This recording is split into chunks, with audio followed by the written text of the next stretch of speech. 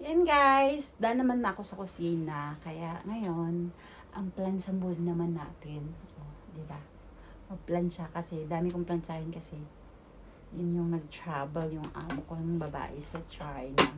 Kaya ngayon, China ngayon. Magpaplansya tayo ng maraming damit. Ay, nako.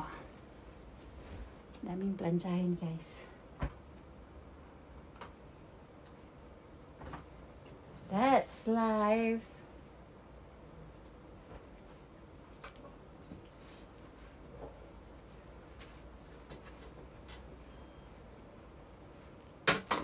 Kumusta ang Saturday niyo dyan? Ang Saturday ko, ito. Bisibisihan tayo para magkasahod.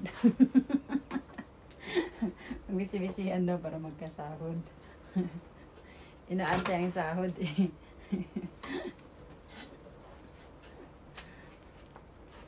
Inaantay ang sahod na hindi pa dumating. Siguro saka na ako makasahod pag makauwi na yung amo ko. Char.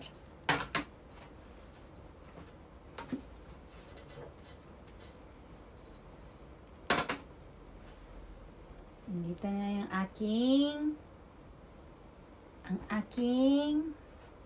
maleta guys. Excited na ako. Mamaya bubuksan ko yung maleta ko.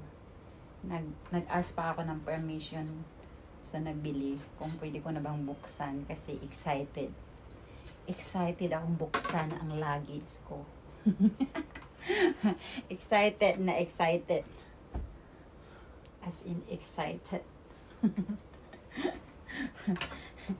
Kasi, siyempre, ano ay itsura niya? Kasi gray yung color na pinili ko. Hindi ko alam kung maganda ba siya or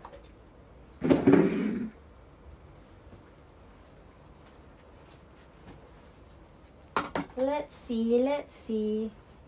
Yung magic rin na pagplansa basta kaya na plansag gamay. Yung amo kong babae, hindi naman siya maselan. Hindi siya maselan. Ano kaya to? Parang may mancha. Yung amo kong babae, hindi naman siya maselan. Hindi maarte. Parang ano lang, parang kagaya lang natin.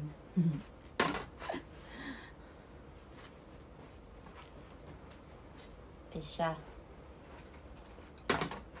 Hindi ba maselan?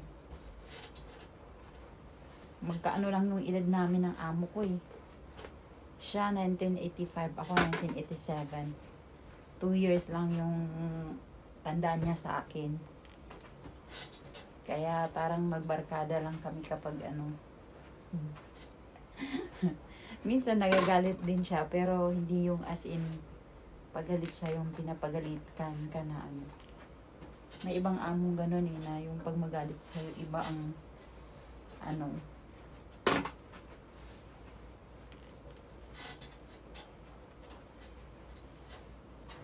Yung pagdating sa mga alaga ko nga eh.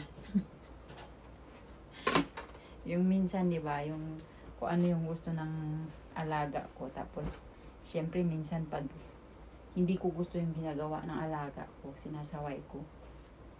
Tapos, pagdating sa nanay nila, parang wala lang. O, ganun lang. Tapos yun, naiinis ako pag ganun kasi. Eh, syempre, nagiging ano eh, minsan, hindi sila nakikinig sa akin kasi lalo na kapag andyan yung nanay nila. Hindi sila nakikinig sa akin.